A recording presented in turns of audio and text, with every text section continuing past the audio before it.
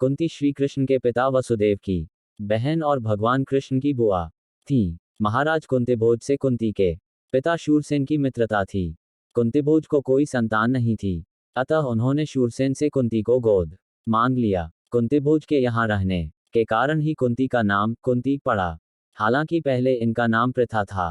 कुंती प्रथा का विवाह राजा पांडु से हुआ था। राजा शूरसेन की पुत्री कुंती अपने महल में आए महात्माओं की सेवा करती थी। एक बार वहां ऋषि दुर्वासा भी पधारे। कुंती की सेवा से प्रसन्न होकर दुर्वासा ने कहा, पुत्री, मैं तुम्हारी सेवा से अत्यंत प्रसन्न हुआ हूं, अतः तुझे एक ऐसा मंत्र देता हूं जिसके प्रयोग से तू जिस देवता का स्मरण करेगी वह तत्काल तेरे समक्ष प्रकट होकर तेरी मनोकामना पूर्ण करेगा।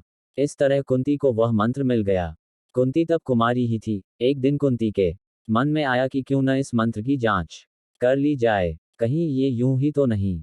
तब उन्होंने एकांत में बैठकर उस मंत्र का जाप करते हुए सूर्यदेव का स्मरण किया। उसी क्षण सूर्यदेव प्रकट हो गए। कुंती हैरान परेशान, अब क्या करें। सूर्यदेव ने कहा, देवी, मुझे बताओ कि तुम मुझसे किस वस्तु की अभिलाषा करती हो, मैं तुम्हारी अभिलाषा अवश्य पूर्ण करूंगा। इस पर कुंती ने कहा, हे देव, मुझे आपसे किसी भी प्रकार की अभिलाषा नहीं है। मैंने मंत्र की सत्यता परखने के लिए जाप किया था। कुंती के इन वचनों को सुनकर सूर्यदेव बोले, हे कुंती, मेरा आना व्यर्थ नहीं जा सकता। मैं तुम्हें एक अत्यंत पराक्रमी तथा दानशील पुत्र देता हूँ। इतना कहकर सूर्यदेव अंतर ध्यान हो गए। जब कुंती हो गई गर्भवती, तब लज्जावश ये बात वह किसी से नहीं कह सकी और उसने ये छिपा कर रखा। समय आने पर उसके गर्भ से कवच कुंडल धारण किए हुए एक पुत्र उत्पन्न हुआ। कुंती ने उसे एक मंजूषा में रखकर रात्रि को गंगा में बहा दिया। वह बालक गंगा में बहता हुआ एक किनारे से जा लगा।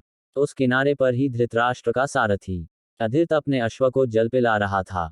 उसकी दृष्टि मंजूषा में रखे इस शिशु पर पड़ी। अधीर्त ने उस बालक को उठा लिया और अपने घर ले गया। अधीर्त निसंतान था। अधीर्त की पत्नी का नाम राधा था। राधा ने उस बालक का अपने पुत्र के समान पालन किया। उस बालक के कान बहुत ही सुंदर थे, इसलिए उसका नाम कर्ण रखा गया। इस सूत दंपति ने ही कर्ण का पालन पोषण किया था, इसलिए कर्ण को सूत पुत्र कहा जाता था तथा राधा ने उस पाला था, इसलिए उसे राधेय भी कहा जाता था। महाभारत के कर्ण केवल शूरवीर या दानी ही नहीं थे, अपितु कृतज्ञता, मित्रता, सौहार्द, त्याग और तपस्या का प्रतिमान भी थे। वे ज्ञानी, दूरदर्शी, पुरुषार्थी और नीतिज्ञ भी थे और धर्म तत्व समझते थे। वे दृढ़ निश्चयी और अपराजय भी थे। सचमुच कर्ण का व्यक्तित्व रहस्यमय है।